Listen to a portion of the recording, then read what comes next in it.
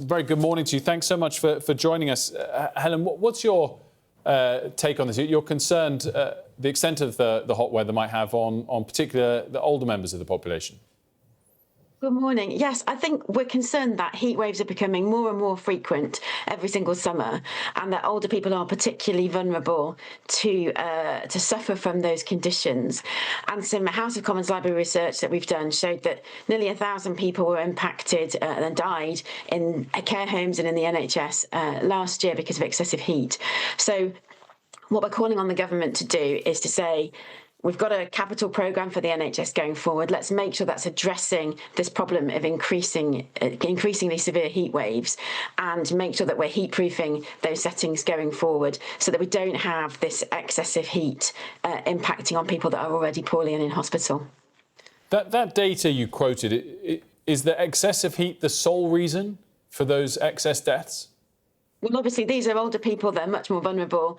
They're in hospital in half of those instances already, or they're in care home settings. So I don't think we're suggesting that that's the only reason, but we are obviously clear that that's been a contributing factor, and that we shouldn't really be expecting people to suffer further due to the heat when they're already in a care home or in hospital. So now is a good moment, before this gets worse in the future, to start to heat-proof the NHS and make sure we can keep those people comfortable and safer than they are currently. How much would it cost to do this heat-proofing? Well, I can't give you an exact figure for that, but what we have said is there needs to be a big a programme of works to deal with our terribly poor hospital and care home estate. Lots of it's crumbling. Let's earmark some of that money to make sure that cooling down, making sure that the wards, particularly for the elderly people, are cool and comfortable, and make that part of that programme. I guess everyone can agree, particularly older people and vulnerable people shouldn't suffer because of the heat, and everyone would welcome hospitals to be properly cooled. But we all know the pressures on the public finances at the moment, not least within the NHS. I guess the question is, how high on the priority list should this be? I guess you can't answer that without having a proper estimate of the cost. Well, I think the issue is that we know that every year we see increasingly severe weather conditions. So we've had the hottest June on record this year. We're about to go into the fourth heat wave of the summer. The Met Office has said that temperatures above 40 degrees, which are really extraordinary, are likely to happen much more frequently in the future.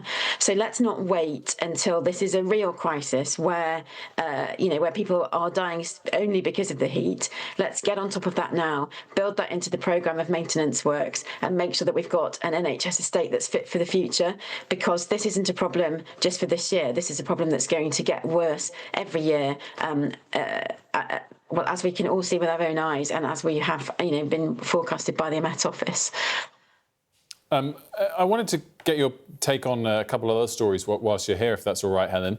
What do you make of the Palestine Action protests over the weekend and the scale, 522 of the arrests?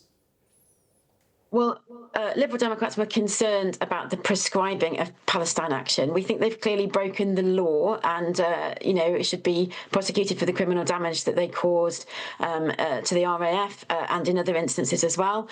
We recognise that probably technically they have met the bar for being considered to be a terrorist organisation, but the Home Secretary has discretion over using that of prescribing, and we think in this instance that really high bar hasn't been met.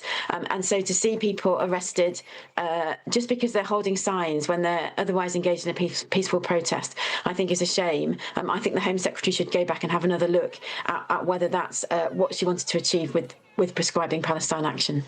What should happen to those 522 people that were arrested? Well, I mean, the law as it stands is quite clear that they have supported a terrorist organisation. I don't blame the police for, enforcing the law as it stands. Personally, I'm not happy to see those people face, the very severe sentences that supporting a prescribed organisation carry, because ultimately this is peaceful protest. Palestine Action clearly broken the law, should face the full force of the law in terms of the crimes that it has committed. But criminalising these supporters, I think, is very problematic. Helen Morgan, great to see you. Thanks for joining us this morning. Thank you.